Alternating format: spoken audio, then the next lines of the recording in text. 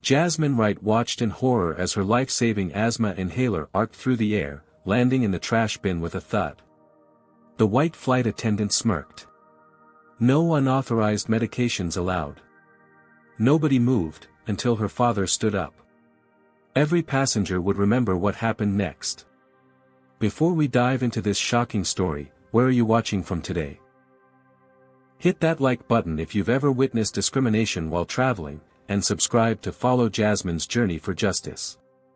What would you have done in this situation? Let's find out what her father did.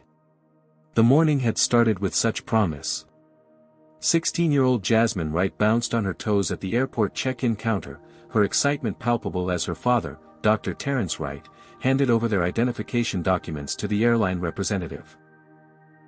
After years of hard work and countless late-night studying, Jasmine had earned a coveted spot in an elite summer medical program for gifted students at Boston University. As the daughter of one of Atlanta's most respected cardiologists, medicine ran in her blood, and this program represented her first real step toward following in her father's footsteps. "Dad, do you think we'll have time to visit Harvard Medical School while we're there?"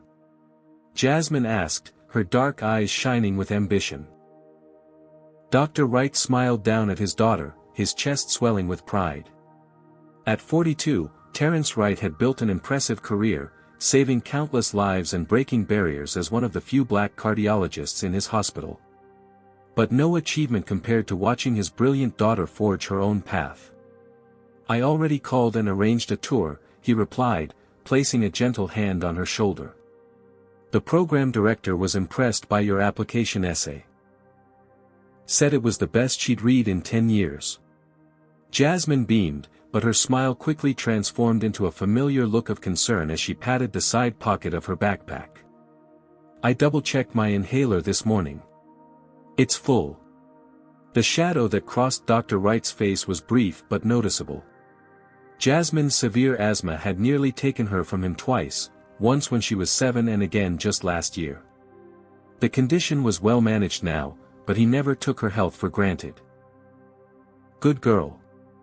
And you packed the backup?" Jasmine nodded, patting the other side of her backpack. "Always prepared." After navigating security with the usual, random, additional screening that seemed to target Terrence no matter which airport he used, they arrived at Gate B-17 for Flight 3782 to Boston. The departure board already showed a 30-minute delay, and the waiting area buzzed with frustration. "Weather in Chicago," a gate agent announced to the crowd. "The incoming aircraft is delayed. We'll begin boarding as soon as possible." By the time boarding finally began, nearly 2 hours behind schedule, the passengers' collective mood had soured considerably. Jasmine and her father lined up in their boarding group, tickets in hand. "I need to use the restroom quickly," Jasmine whispered to her father as the line inched forward. "Hurry," he urged. "They just called our group." When Jasmine returned minutes later, slightly flushed from rushing, most of their boarding group had already entered the jetway. Dr. Wright held his position, ignoring the impatient glares from those in the next group. "Boarding pass and ID," barked the gate agent without looking up. As they finally stepped onto the aircraft, Jasmine immediately sensed a shift in atmosphere. The head flight attendant, a white woman in her 50s with a tight blonde bun and a name tag reading Veronica Patterson, greeted passengers ahead of them with a practiced smile. When the Wrights reached her, however, the smile vanished. "You're holding up the line," she said flatly. "Seats 14A and B are to your right." Dr. Wright, accustomed to these microaggressions, merely nodded and guided Jasmine forward. As they moved through first class toward their economy seats, Jasmine noticed Veronica warmly welcoming the White family behind them. "Just ignore it," her father whispered, reading her thoughts. "Today is about your future." They settled into their seats, Jasmine taking the window and her father the middle, with the aisle seat still empty. As the final passengers boarded, the plane filled to capacity, the delay having prevented anyone from making alternative arrangements. "Ladies and gentlemen," came the captain's voice over the intercom. "This is Captain Samuel Peterson. I apologize for the delay. We're currently 7th in line for takeoff and should be airborne in approximately 20 minutes. Flight attendants, prepare the cabin for departure. The stuffy cabin air grew warmer as the air conditioning operated at minimum capacity during boarding. Jasmine felt the familiar tightness in her chest beginning to build, not an attack yet, just the warning signs her body had learned to send. She reached down for her backpack under the seat in front of her, unzipping the side pocket where her inhaler was stored. As her fingers closed around the familiar plastic device, a shadow fell across her lap. "What do you have there?" Veronica Patterson loomed over them, her voice sharp enough to draw attention from nearby passengers. "It's just my inhaler," Jasmine explained politely. "I have asthma." Veronica's eyes narrowed. "All medications should have been declared at boarding. We need to know what substances are brought aboard." Dr. Wright straightened in his seat. "It's a standard albuterol inhaler, prescribed by her doctor. I'm a physician myself, and I can assure you, I didn't ask for your credentials," Veronica interrupted. "FAA regulations prohibit undeclared medications that could be used to affect other passengers." Jasmine looked bewildered. "It's just for my asthma. It only affects me." The tension in the interaction was drawing more attention now. Several passengers nearby had stopped their pre-flight activities to watch. "We've had incidents with teens bringing recreational substances disguised as medication," Veronica stated loudly enough for others to hear. "I'll need to confiscate that until a proper inspection can be conducted." Dr. Wright's voice remained measured but firm. "This is a life-saving prescription medication. My daughter has severe asthma. She needs to keep it with her at all times." "Dad," Jasmine whispered, her breathing becoming more labored as anxiety compounded the effects of the stuffy cabin. Veronica extended her hand. "Either surrender the item or you'll need to deplane for security screening." "Dar." Wright reached into his pocket and produced his medical license. "I'm Dr. Terrence Wright, Chief of Cardiology at Atlanta Memorial. This is a standard-issue asthma inhaler. There is absolutely no legitimate reason to confiscate it." Veronica barely glanced at the identification before responding, "I don't care if you're the Surgeon General. Undeclared medications, especially with young people, need to be checked." Before either Wright could respond further, Veronica snatched the inhaler from Jasmine's hand with surprising speed. In one fluid motion, she walked to the front of the cabin and dramatically dropped it into a trash bin. "No unauthorized medications allowed," she announced loudly, casting a warning glance back at the Wrights. Jasmine watched in horror as her life-saving medication disappeared from view. The nearby passengers, who had witnessed the entire interaction, remained frozen in their seats. No one said a word. Dr. Wright's face hardened as he processed what had just happened. The cabin fell silent as he slowly unbuckled his seatbelt and stood up. The air in the cabin seemed to crystallize with tension. Jasmine's breathing became audibly labored. The moment Terrence Wright stood up, he found himself trapped in an impossible calculation, one that countless black parents face daily. Should he fight for his daughter's health and risk escalation that could lead to their removal from the flight, possibly even arrest? Or should he swallow this injustice to avoid creating a scene that might further endanger them both? Memories flashed through his mind of an incident just 3 months earlier. He had been working late at Atlanta Memorial, still wearing scrubs as he hurried to check on a post-operative patient. A new security guard had stopped him, demanding identification despite the stethoscope around his neck and the embroidered "Dr. Wright, Cardiology" on his white coat. When Terrence had tried to explain the urgency of his patient's situation, the guard had called for backup, claiming an uncooperative individual was attempting to access restricted areas. Only the timely intervention of a white colleague had prevented the situation from escalating further. That night, he had gone home and held Jasmine a little tighter, wondering how to prepare her for a world that would question her legitimacy at every turn. Now, standing in the narrow aisle of Flight 3782, he saw Jasmine's breathing growing more strained, her chest rising and falling with increasing effort.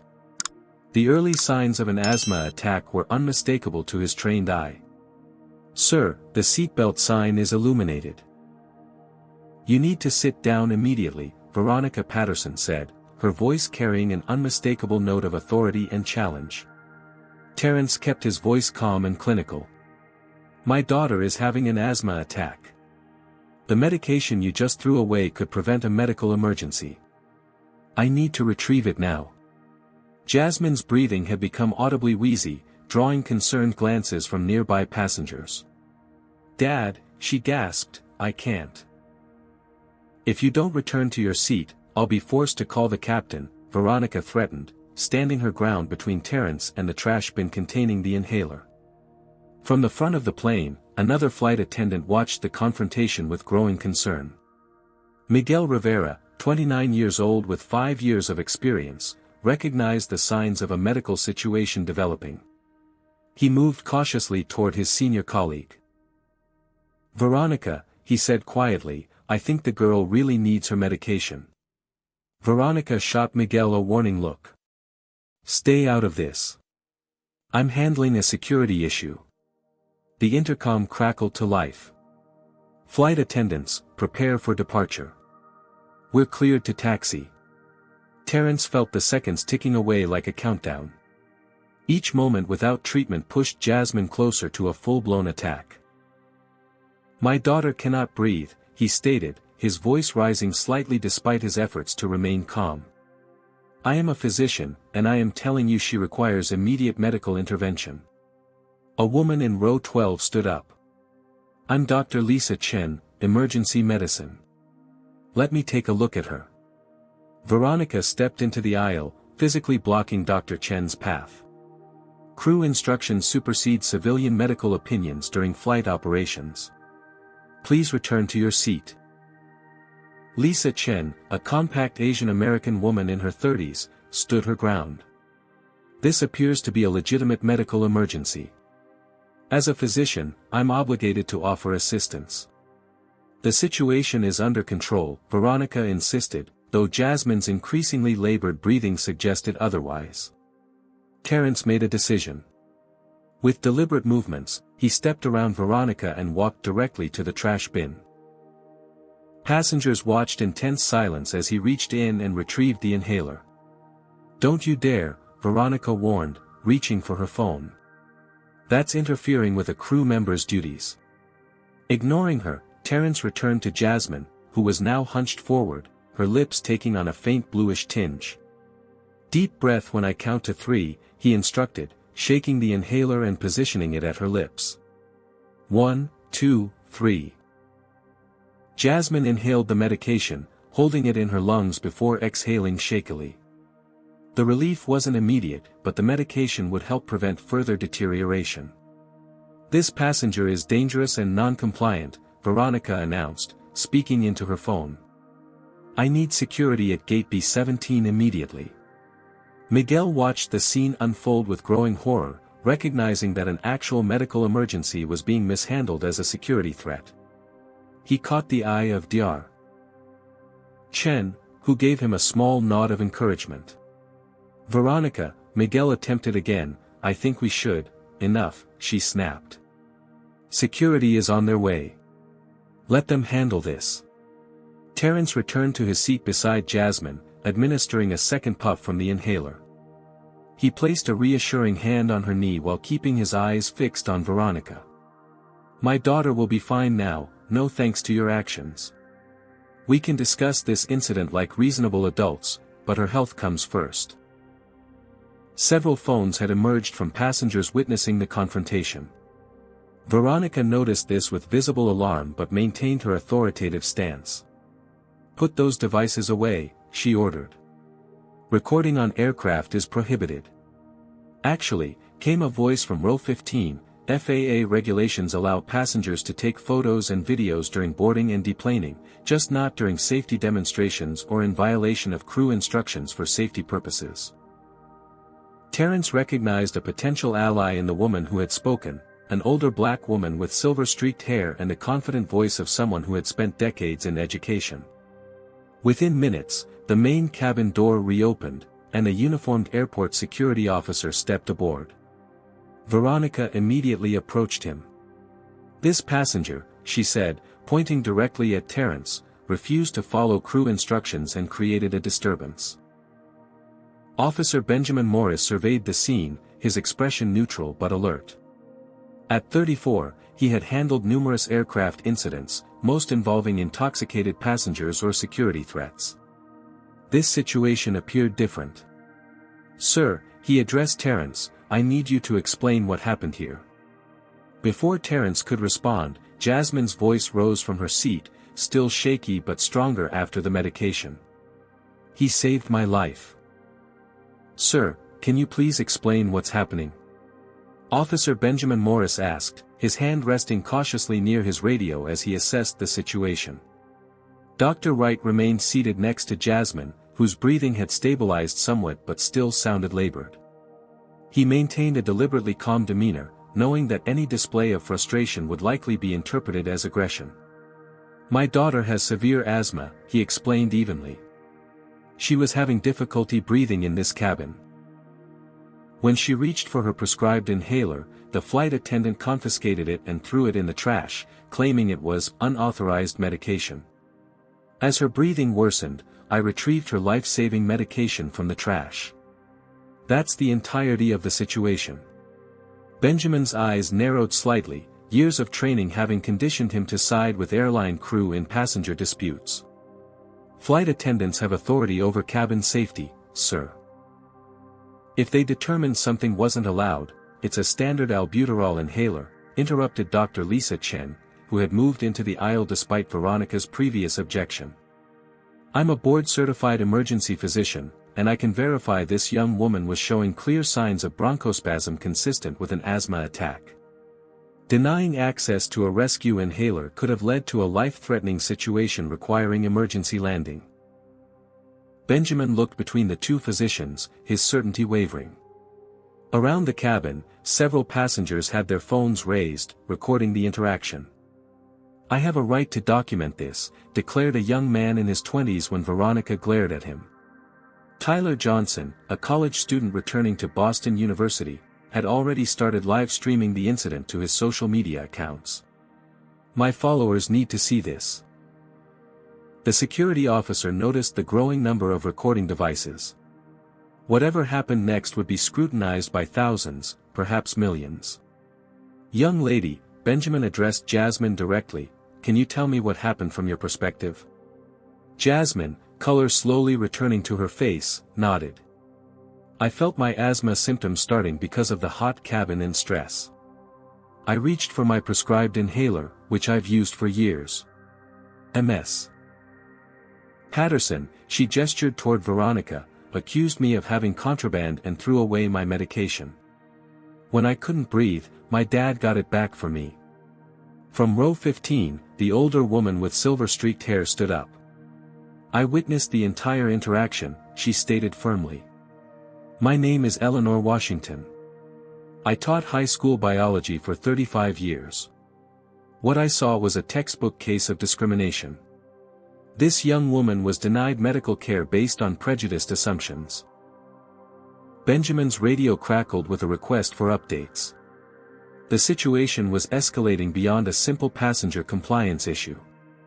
Type 1 if you believe Jasmine deserved to have her life-saving medication. Type 2 if you think the flight attendant was justified in throwing it away. This isn't just about one incident, it's about how we treat each other in moments of crisis. Like and subscribe if you believe everyone deserves compassion in medical emergencies. Are you staying with us through this journey for justice? Because what happens next reveals how quickly allies can form in unexpected places. Veronica stepped forward, her face flushed with anger. "This is completely unacceptable. These passengers are disrupting flight operations and undermining my authority." Miguel, the younger flight attendant, had been observing silently. Making a decision that could impact his career, he approached Benjamin and quietly showed him a video he'd recorded on his phone. "This is what actually happened," he said, just loud enough for nearby passengers to hear. The cabin had effectively divided into factions. Those seated near the rights had witnessed the entire confrontation and largely supported them. Passengers in the rear of the aircraft, unaware of the details, were growing increasingly frustrated by the delay. "Just remove them so we can take off," shouted a voice from the back. "No one is going anywhere until this is resolved properly," countered Eleanor Washington, her teacher's voice carrying authority throughout the cabin. The standoff continued for several more minutes until the cockpit door opened, and Captain Samuel Peterson emerged. Tall and distinguished with graying temples, he surveyed the scene with the measured calm of someone who had navigated countless storms. "What seems to be the problem?" he asked, addressing both Veronica and Officer Benjamin. Veronica immediately launched into her version of events, emphasizing Terrence's non-compliance and threatening behavior. As she spoke, Miguel discreetly showed the captain his phone screen with the recorded video. Captain Peterson's expression remained neutral, but a subtle shift in his posture suggested he was reassessing the situation. After viewing the footage, he turned to Benjamin. "Officer, is there any security threat here that requires removal of passengers?" Benjamin, having now seen the video evidence and heard multiple witness accounts, shook his head. "Not from what I can determine, Captain. This appears to be a medical situation that escalated unnecessarily." The captain nodded thoughtfully. "Then I believe we can resolve this on board and proceed with our flight." Veronica's face flushed deeper. "Captain, these passengers directly disobeyed crew instructions." "FAA regulations are clear, I'm familiar with the regulations, Veronica," Captain Peterson interrupted calmly. "They also state that medical emergencies take precedence over standard protocols." The tension in the cabin began to shift. What had started as one family's nightmare was transforming into something larger, a moment of collective witnessing and decision-making. The passengers were no longer simply observers but participants in an unfolding drama about justice, compassion, and accountability. What would you have done if you were on this flight? Would you have spoken up or remained silent? Comment, speak up, if you believe in standing against injustice, even when it's uncomfortable. Hit that like button if you admire how Dr. Wright handled this situation with dignity. How do you think this standoff will end? Let's continue to find out. Captain Peterson stood in the narrow aisle of Flight 3782, the weight of multiple responsibilities pressing down on his shoulders. Behind him, a plane full of increasingly frustrated passengers. Before him, a situation that had spiraled far beyond a routine customer service issue. "Here's what we're going to do," he announced with the confident authority that had earned him respect throughout his 27-year career. Dr. Wright and his daughter will remain on this flight with their necessary medical supplies. We'll proceed with our departure once we've documented this incident properly. Veronica's posture stiffened. "With all due respect, Captain, I cannot work this flight with passengers who have directly undermined crew authority. It creates an unsafe working environment." The implication was clear: if the Wright stayed, Veronica would refuse to work. FAA regulations required a minimum number of flight attendants based on aircraft size, and without Veronica, they would be understaffed. Miguel stepped forward, addressing the captain directly for the first time. "Sir, I believe I should inform you of some additional context." He led Captain Peterson slightly aside, speaking in lowered tones but still audible to nearby passengers. "Ms. Patterson has displayed concerning behavior towards several passengers of color during boarding. What happened with the Wright family wasn't an isolated incident." The captain's expression remained professional, but his eyes reflected a deepening concern. Meanwhile, the delay was approaching the 3-hour mark, a threshold that would trigger significant complications, including potential cancellation and mandatory deplaning. In row 9, a distinguished-looking man in an expensive suit who had been tapping impatiently on his laptop closed it with a decisive snap. Anthony Parker, CEO of a Boston-based technology firm, had initially been among those frustrated by the delay. However, after witnessing the events and viewing video footage shown to him by Tyler Johnson, his perspective had shifted dramatically. "Excuse me, Captain," he called out, rising from his seat. Anthony Parker, frequent flyer with your airline for 15 years. I've seen enough to know that what happened here today is completely unacceptable. Your flight attendant threw away a child's life-saving medication and then attempted to have her father removed for protecting her. If your airline insists on removing this family, you'll not only have a PR disaster on your hands but also a passenger rebellion. Captain Peterson's phone buzzed in his pocket, a message from corporate headquarters. The incident was already gaining traction on social media. #BlackTeensMedicineMatters was trending, with Tyler Johnson's live stream receiving thousands of views by the minute. Sensing the shifting dynamics, Veronica adjusted her approach. Her voice took on a conciliatory tone that contradicted her previous hostility. "Perhaps there's been a misunderstanding," she offered, addressing the rights without quite making eye contact. "I was simply following our safety protocols. If you're willing to acknowledge that and agree to follow all crew instructions for the remainder of the flight, we can put this unfortunate incident behind us." Dr. Wright regarded her steadily. "There was no misunderstanding. You made assumptions about my daughter, denied her necessary medical treatment, and created a potentially life-threatening situation.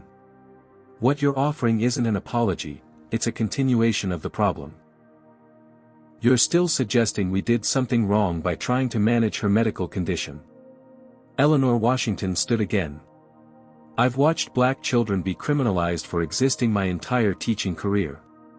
What happened today is part of that pattern, and I refuse to sit quietly and watch it continue." She gathered her belongings decisively.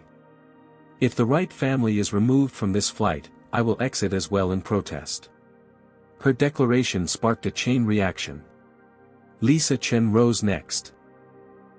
"As a physician, I cannot in good conscience remain on an aircraft where medical emergencies are mishandled due to bias.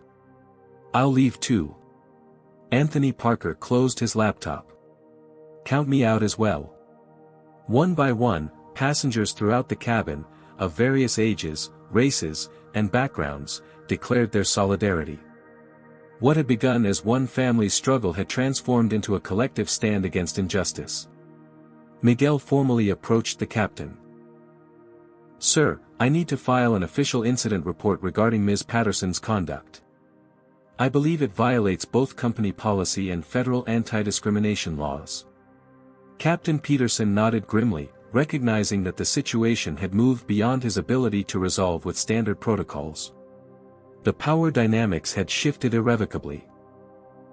Veronica Patterson, who had wielded her authority like a weapon minutes earlier, now stood isolated, her face a mask of disbelief as she watched control of the narrative, and the flight, slip from her grasp. The captain's phone buzzed again. Corporate was demanding answers, solutions, and damage control. The cost of a grounded aircraft, both financially and reputationally, was mounting by the minute. In a sleek conference room at the airline's headquarters, executives gathered around a polished table, staring in dismay at the social media metrics displayed on the wall screen. The hashtag #BlackTeensMedicineMatters had gained over 50,000 mentions in just 30 minutes. Tyler Johnson's live stream had been picked up by major news outlets, with clips already playing on national television. "This is a Category 5 PR disaster," declared the chief communications officer, her normally composed demeanor cracking under pressure. "We need immediate containment." Meanwhile, on Flight 3782, the standoff continued. Captain Peterson had retreated to the cockpit to confer with dispatch and corporate leadership, leaving Officer Benjamin to maintain order in the increasingly restless cabin. Jasmine, her breathing now stabilized, leaned toward her father. "Dad, maybe we should just take another flight. Everyone's been delayed because of us." Dr. Wright squeezed his daughter's hand. "This isn't about convenience, Jasmine. It's about dignity. Sometimes standing your ground is more important than reaching your destination on time." The cabin door reopened, revealing not Captain Peterson but a polished woman in her 40s wearing a tailored suit with the airline's executive insignia. Diane Foster, Vice President of Customer Experience, had been dispatched directly from headquarters in an unprecedented intervention. "Ladies and gentlemen," she began, her voice calibrated to project both authority and empathy. "I'm Diane Foster from corporate leadership. I want to personally apologize for the delay and assure you we're working to resolve this situation as quickly as possible." She approached the Wright family, extending a hand toward Dr. Wright. Dr. Wright, on behalf of the airline, I'd like to extend our sincere apologies for your experience today. We'd be honored to upgrade you and Jasmine to first class for this flight and provide vouchers for future travel. The calculated offer hung in the air. Several passengers exchanged glances, recognizing the corporate playbook in action: minimize public damage, offer compensation, avoid admitting specific wrongdoing. Dr. Wright didn't take the extended hand. Ms. Foster, this isn't about comfort or compensation. My daughter was denied essential medical treatment due to racial profiling. A complimentary upgrade doesn't address the underlying issue. Diane maintained her professional smile, though it tightened slightly at the edges. I understand your concerns. We take allegations of discrimination extremely seriously. I can assure you there will be a thorough internal investigation. Internal investigations protect companies, not people, Eleanor Washington interjected from her seat. What happened here today deserves public accountability. Outside the aircraft, the situation was escalating further. Media vans had begun arriving at the airport, alerted by the viral social media coverage. Other flights were now being delayed as the gate remained occupied by Flight 3782. Diane lowered her voice, speaking directly to Dr. Wright. We're prepared to offer a significant goodwill settlement if we can resolve this matter discreetly. The airline acknowledges this situation was mishandled. A private apology for public humiliation isn't justice, Dr. Wright replied, loud enough for nearby passengers to hear. This isn't about money. Jasmine, who had remained relatively quiet throughout the confrontation, suddenly straightened in her seat. Finding a courage that surprised even her, she addressed Diane directly. My medicine isn't contraband, she stated, her voice gaining strength with each word. My existence isn't contraband. What happened today happens to people who look like me every day, but usually there aren't cameras recording it. If you want to make this right, start by acknowledging exactly what went wrong. Her clear, articulate statement resonated throughout the cabin, eliciting spontaneous applause from several passengers. Tyler Johnson, still live streaming, moved his camera to capture Jasmine's composed expression contrasted with Diane's increasingly uncomfortable demeanor. Anthony Parker stepped into the conversation. Ms. Foster, I run a company with over 5,000 employees. When we make mistakes, we acknowledge them specifically, apologize sincerely, and implement concrete changes. Your approach here feels like damage control rather than genuine accountability. Diane's corporate training hadn't prepared her for this level of organized passenger resistance. She glanced toward Veronica, who stood rigidly by the galley, her earlier confidence replaced by a defensive posture. Ms. Patterson feels she was following established protocols, Diane offered. Then your protocols need changing, Lisa Chin countered. Any policy that results in denying life-saving medication to a child is fundamentally flawed. The standoff continued as Diane attempted various angles of negotiation, each one falling flat against the united front of passengers. Miguel, observing from the galley, made a decision that could alter the trajectory of his career. He approached Diane with his phone, showing her the unedited video of the initial confrontation. Her eyes widened slightly as she watched Veronica's unmistakably discriminatory behavior. The corporate script she'd been following suddenly seemed woefully inadequate. Captain Peterson emerged from the cockpit with a grave expression. Ms. Foster, dispatch is giving us 30 minutes to resolve this situation, or we'll need to deplane all passengers and cancel the flight. We've already exceeded our maximum delay window. The ultimatum hung heavily in the cabin. Diane looked from the captain to the Wrights to the increasingly unified passengers, recognizing that standard corporate tactics had failed completely. This wasn't simply a customer service issue to be resolved with vouchers and platitudes, it had become a defining moment of collective action against systemic injustice. In the galley, Veronica's isolation was complete. The corporate machinery she had assumed would protect her was now calculating whether she had become a liability too great to defend. All passengers, please gather your personal belongings and prepare to deplane in an orderly fashion. The announcement echoed through the cabin, cementing the airline's decision. Flight 3782 would not be departing today. As passengers began collecting their items, the atmosphere in the cabin transformed. What had been frustration over delays had crystallized into something more potent, a shared sense of witnessing injustice and, for many, participating in resistance against it. Veronica Patterson stood near the forward exit, a tight smile fixed on her face as she watched passengers file past. Though she maintained a professional demeanor, the triumphant gleam in her eyes betrayed her belief that she had prevailed. The troublemakers were being removed, and order, her version of it, was being restored. Outside the aircraft, chaos reigned. News crews had established positions throughout the terminal, capturing footage of disembarking passengers. Social media had transformed what might once have been an isolated incident into a national conversation happening in real time. Dr. Wright, can you comment on what happened aboard the flight? Miss, are you the young woman who was denied her medication? Did you witness racial discrimination on the aircraft? The barrage of questions hit the deplaning passengers from all sides. Tyler Johnson, still live streaming, provided running commentary as he exited. They canceled the entire flight rather than address the discrimination. The airline literally grounded a plane full of people instead of admitting their flight attendant was wrong. Amid the commotion, Jasmine clutched her chest, her face contorting in pain. The stress, the confined space of the jetway, and the emotional aftermath had triggered another asthma attack, more severe than the first. Dad, she gasped, reaching for her inhaler. Dr. Wright recognized immediately that this attack was dangerously intense. The inhaler alone might not be sufficient. Make way, he shouted, lifting Jasmine into his arms. Medical emergency. The crowd parted as Dr. Wright carried his daughter through the terminal, her breathing becoming increasingly labored. Lisa Chen pushed through the throng to accompany them. The emergency room is on the lower level, she advised, helping clear a path. Cameras captured the dramatic scene, a father carrying his gasping daughter, her body going limp in his arms as oxygen deprivation took its toll.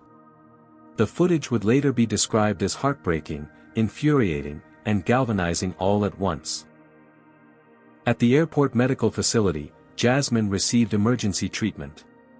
Oxygen, intravenous medications, and continuous monitoring stabilized her condition, but the doctor recommended transfer to a local hospital for observation. She experienced significant bronchospasm, the emergency physician explained to Terrence. Given her history of severe asthma, I'd like her admitted overnight. As Jasmine was transported to Boston Memorial Hospital, the story continued unfolding across multiple fronts. At airline headquarters, CEO Thomas Williams convened an emergency meeting with his executive team. How did we get here? He demanded, slamming a tablet displaying media coverage onto the conference table. Someone explain to me how we're now the face of medical discrimination against a black teenager. Has anything like this ever happened to you or someone you know? Type yes if you've witnessed discrimination in healthcare or travel situations. If you believe everyone deserves equal treatment regardless of race, hit that like button right now. Subscribe to see how this story of courage and resilience continues, because what happens next will show how one brave family turned personal trauma into nationwide change. What would you do if you were Dr. Wright? Would you accept a settlement or fight for systemic change? In his hotel room that evening, Terrence Wright sat beside his daughter's hospital bed, scrolling through the hundreds of messages flooding his phone. Support poured in from across the country, but so did ugliness, racist comments, accusations that he had engineered the situation for attention, threats against his medical license. The experience triggered memories of his own childhood in Montgomery, Alabama. When he was 12, his mother had developed chest pains while shopping at an upscale department store. Despite her obvious distress, staff had accused her of causing a disruption and threatened to call security rather than offering assistance. That day, Terrence had vowed that when he grew up, he would create a world where his own children would never face such treatment. Yet here was Jasmine, hospitalized after being denied her medication based on prejudiced assumptions. The world hadn't changed enough. Dad?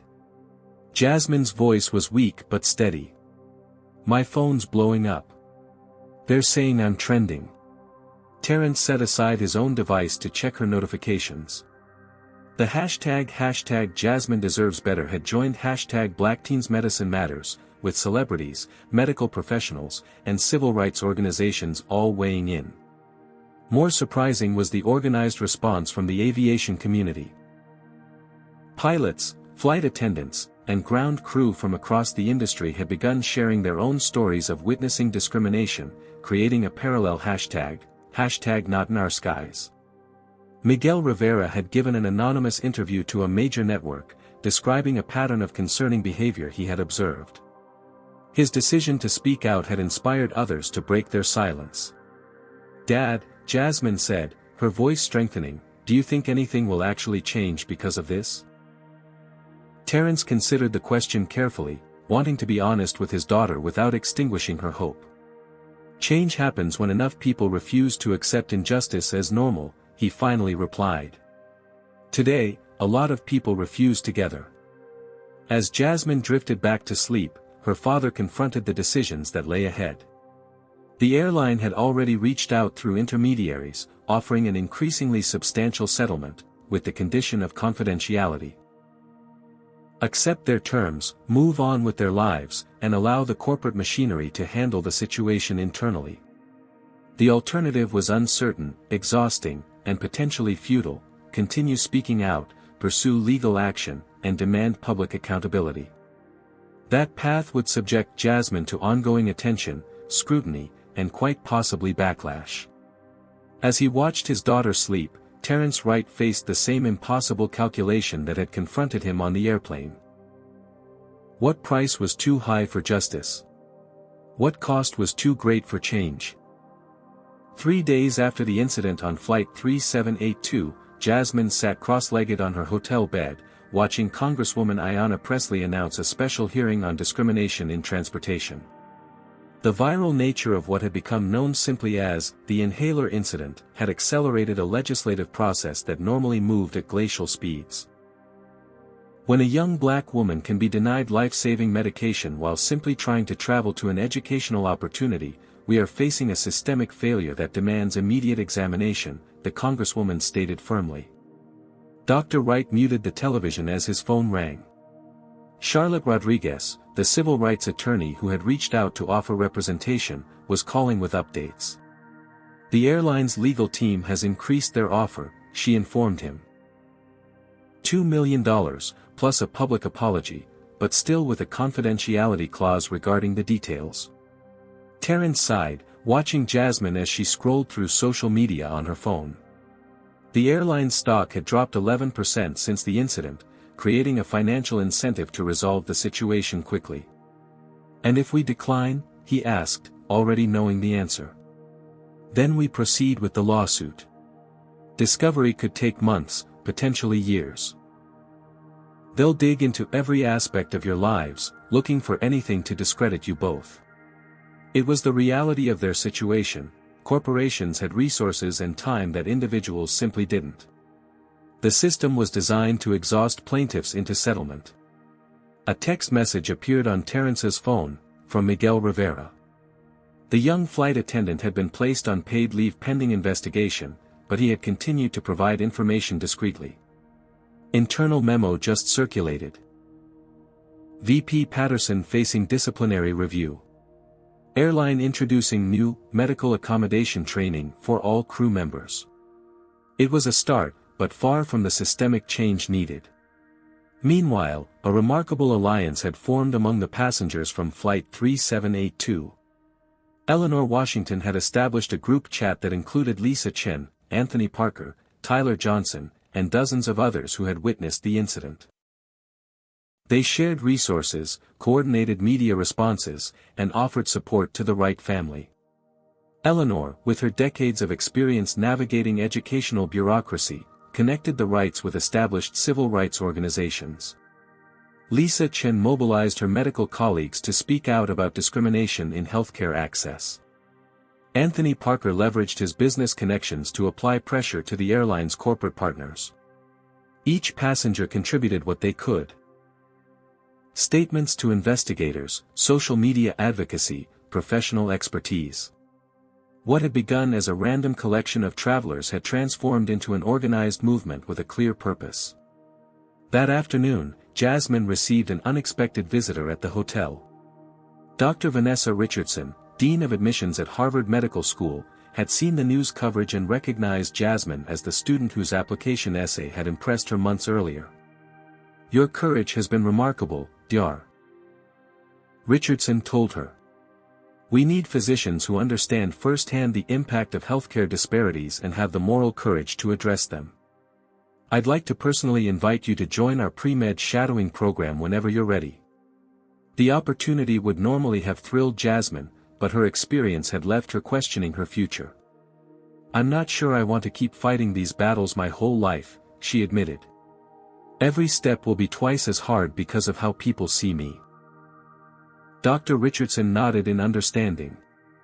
"That's unfortunately true. But consider this, your presence in medicine won't just change your life. It will change the system itself, one patient interaction at a time." While Jasmine contemplated her path forward, Veronica Patterson was crafting her own narrative. In an interview with a sympathetic news outlet, she defended her actions vigorously. "I was simply following our established protocols," she insisted. "This has been blown completely out of proportion. I have nothing against this family, but rules exist for passenger safety." Her defensive stance backfired spectacularly when footage from Miguel's phone contradicted several of her claims.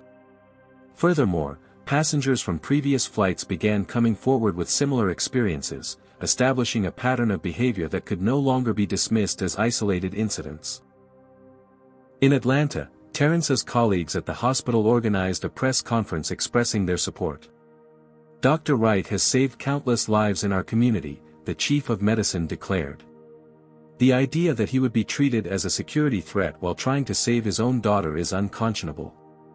The public outcry continued to build, but so did the backlash. Online trolls targeted Jasmine with horrific racial abuse. Terrence received threats credible enough to warrant police protection. Conservative commentators questioned why the Wrights hadn't just complied with the flight attendant's instructions.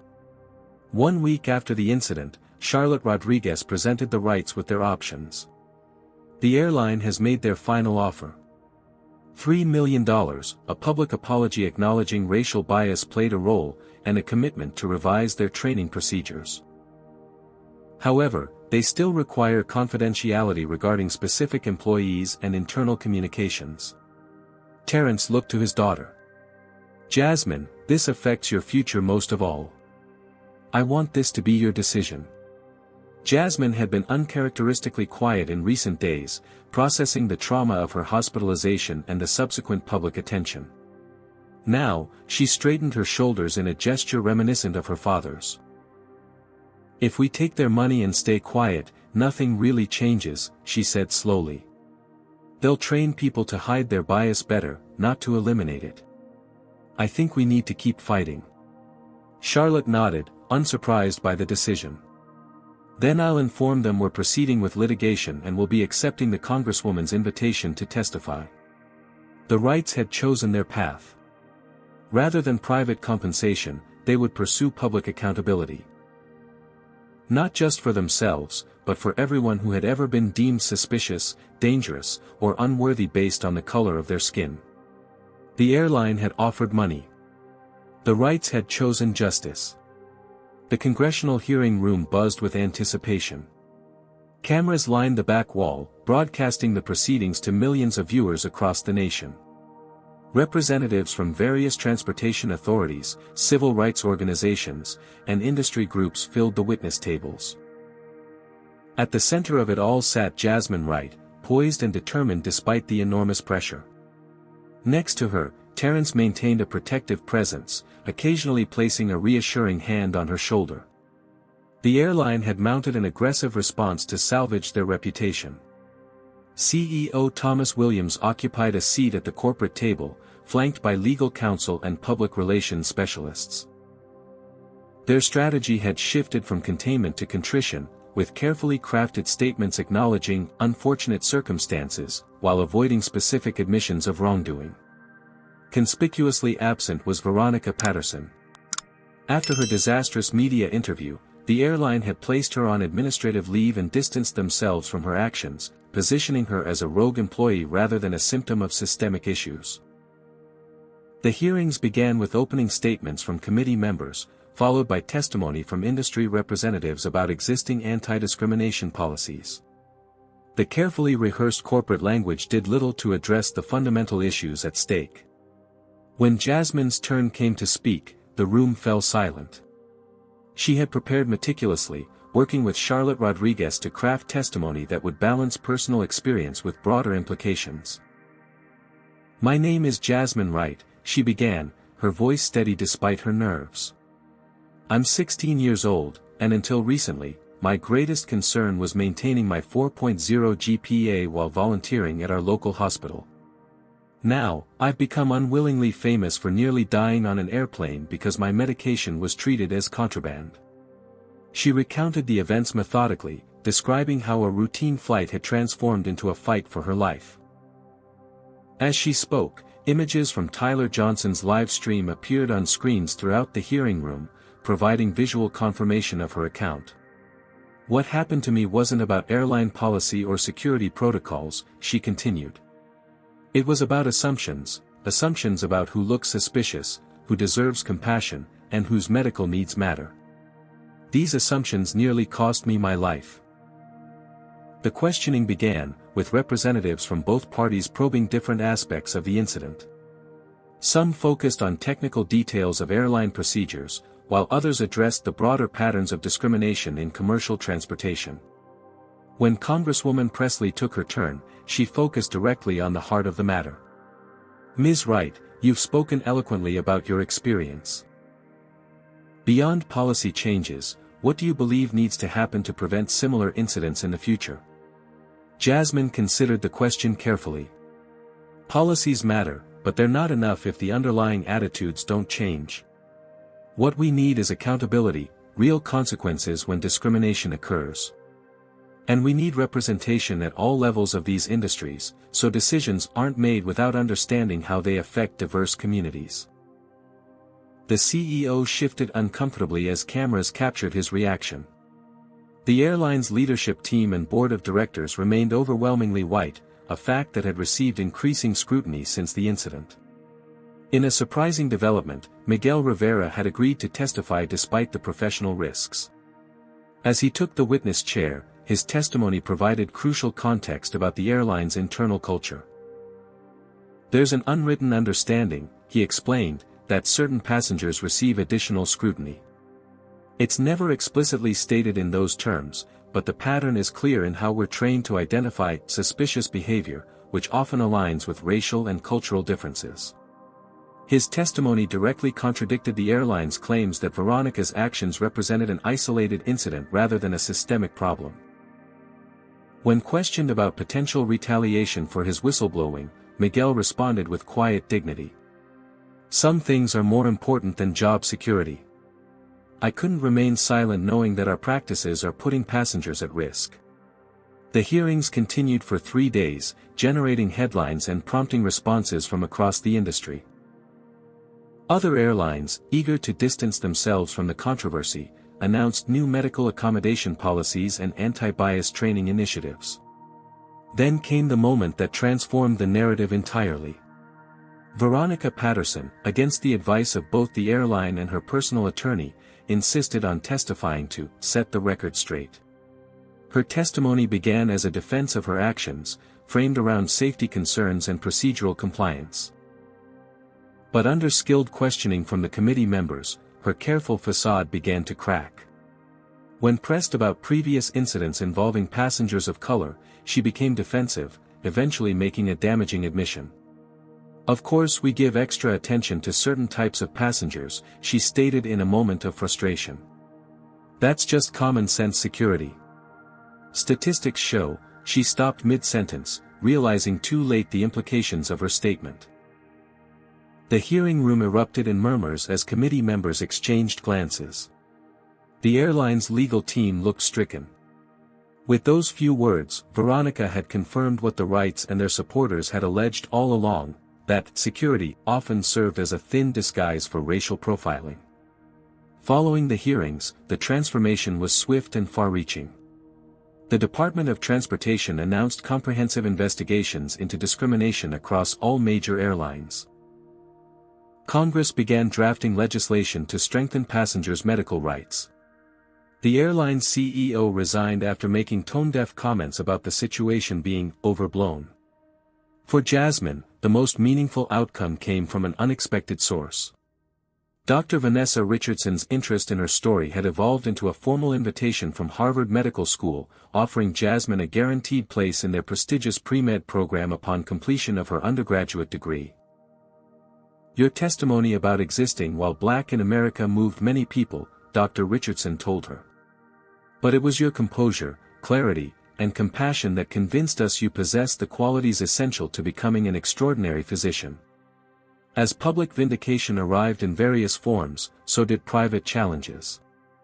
The Wright family continued to receive threats serious enough to warrant security precautions. Online harassment targeted Jasmine relentlessly, with anonymous accounts attempting to undermine her credibility and character. Through it all, the unexpected community that had formed around the Wrights provided constant support. Eleanor Washington organized a letter-writing campaign that flooded the Wright home with messages of encouragement. Anthony Parker's technology firm developed enhanced privacy protections for Jasmine's social media accounts. Lisa Chen coordinated a network of healthcare professionals to speak out about discrimination in medical settings. What had begun as a terrifying incident on an airplane had catalyzed a movement larger than any individual. The final settlement offer from the airline arrived with no confidentiality clause, an unprecedented concession that reflected the shifting power dynamics. The figure had increased substantially, accompanied by specific commitments to diversify leadership, revise training, and implement third-party oversight of discrimination complaints. As Jasmine considered whether to accept, she reflected on how differently things might have unfolded if her father hadn't stood up that day, if passengers hadn't recorded the incident, if social media hadn't amplified their story. "Dad," she asked during a quiet moment at home, "do you think we would have won this fight 20 years ago?" Terence considered the question with the thoughtfulness that characterized his approach to everything. "No," he answered honestly. "But the battles fought by those who came before us made this victory possible. And what we've done here will make the next fight easier for someone else." Jasmine nodded, understanding the continuity of progress. How each generation built upon the foundations laid by those who had struggled before them. The choice before them now wasn't simply about compensation or vindication. It was about establishing a precedent that would protect others, creating institutional change that would outlast the media cycle of their particular story. With clarity and purpose, Jasmine made her decision. 6 months later, Jasmine Wright stood at the entrance to Langdell Hall on Harvard University's campus, taking a moment to absorb the significance of where her journey had led. The autumn air carried the scent of possibility as students hurried past, immersed in the vibrant academic environment that now included her. The settlement with the airline had been finalized 3 months earlier, but not on the terms most had expected. Rather than accepting the substantial financial offer for themselves, the Wrights had negotiated the establishment of the Wright Initiative for Health Equity, a foundation dedicated to supporting minority students pursuing careers in medicine and advocating for equitable healthcare access. Dr. Terence Wright had declined the confidentiality clause that would have silenced their advocacy, choosing instead to accept a smaller settlement that allowed them to continue speaking openly about discrimination in transportation and healthcare. The decision had surprised many but felt unquestionably right to both father and daughter. "The money would have made our lives easier," Terence had explained when questioned about the choice.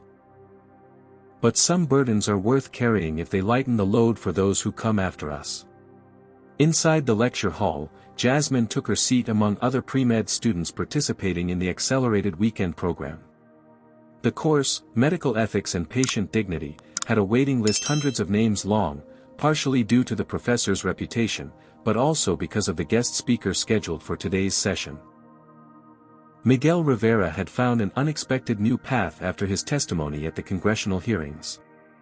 After leaving the airline industry, he had been recruited to develop cultural competency training programs for transportation and healthcare workers.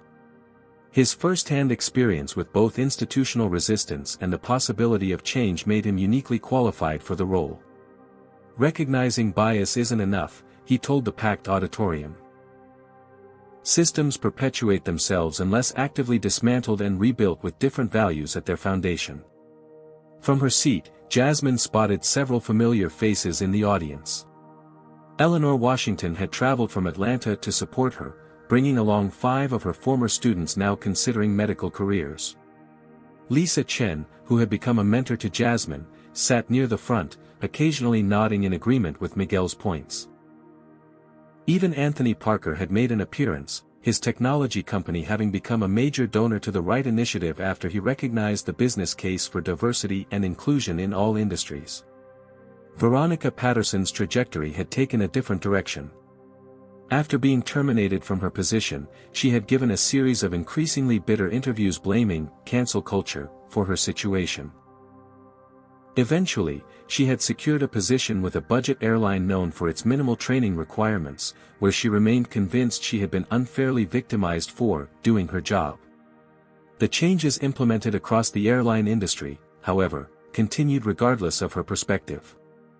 New federal regulations required standardized protocols for handling medical devices and medications, with specific provisions prohibiting discrimination in their application. Flight crews now received comprehensive training on recognizing and accommodating various medical conditions, with asthma prominently featured in the curriculum. After the lecture, Jasmine was approached by a young black girl, no more than 12 years old, clutching an inhaler identical to her own. "Are you the real Jasmine Wright?" the girl asked, eyes wide with admiration. "The one from the airplane?" Jasmine smiled, kneeling to meet the child at eye level. "That's me. What's your name?" "Zoe," the girl replied.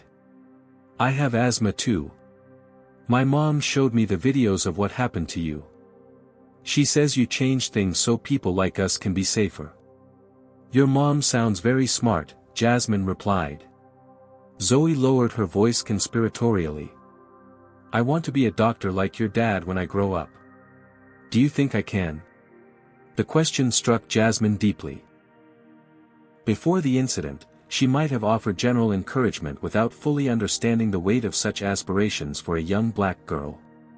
Now, she recognized the profound importance of representation, of seeing someone who looked like you succeed in spaces traditionally closed to people like you.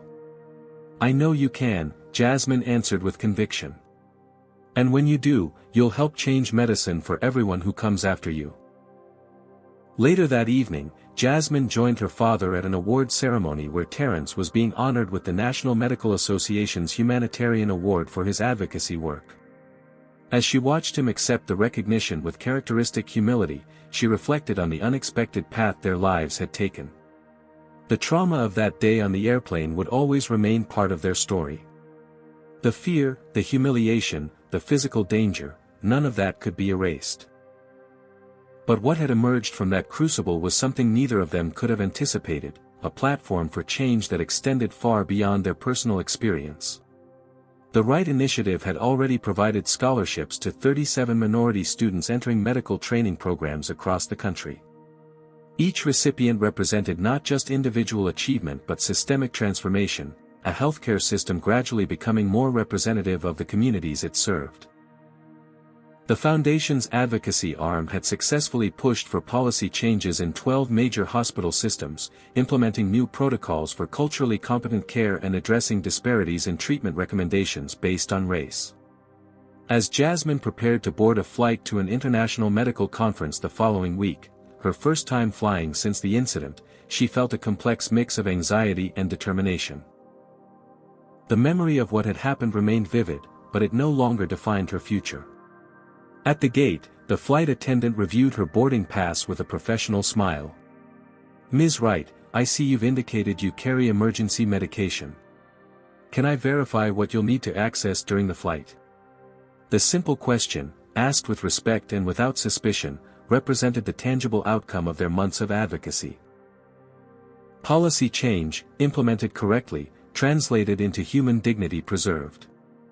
"Asthma inhaler," Jasmine replied, the familiar weight of the device in her pocket now carrying additional significance. The attendant nodded. "Thank you for letting us know.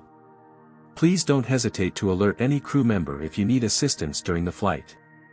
As Jasmine settled into her seat, she thought about the thousands of passengers boarding planes across the country that day. Particularly those carrying medical devices, those with disabilities, those whose appearance might trigger biased assumptions. Because of what had happened to her, because of her father's courage and the solidarity of strangers who became allies, many of those travelers would have a different experience than she had.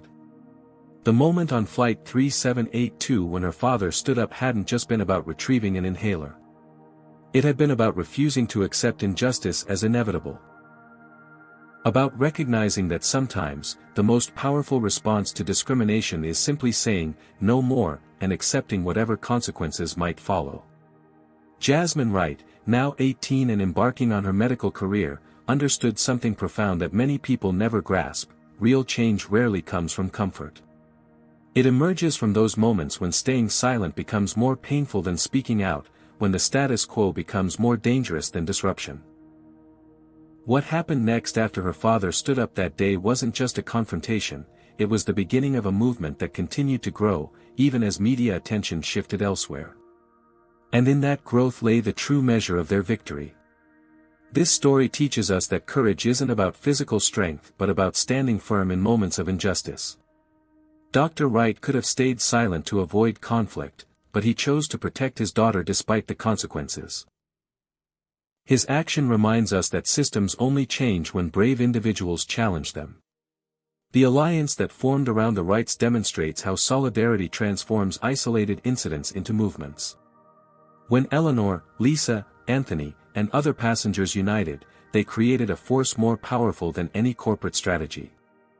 They remind us that we're all potential allies in someone else's fight. Jasmine's transformation from victim to advocate shows how personal trauma can become a catalyst for wider change. Rather than allowing discrimination to define her, she redefined it as the beginning of her purpose. Perhaps most importantly, this story reveals how institutional bias operates, not always through overt hatred, but through protocols and procedures that impact some communities more harshly than others. Real change requires examining not just individual actions but the systems that enable them. What moment in your life called for you to stand up? Have you ever witnessed discrimination and wished you'd spoken out? Comment below with your experience or how this story affected you. If you believe in creating a more just world, hit that subscribe button to join our community of changemakers. Like and share this video to spread awareness about how racism stories like Jasmine's highlight the ongoing need for vigilance and action. Thank you for bearing witness to this journey. May we all find Jasmine's courage when our moment comes to make a difference.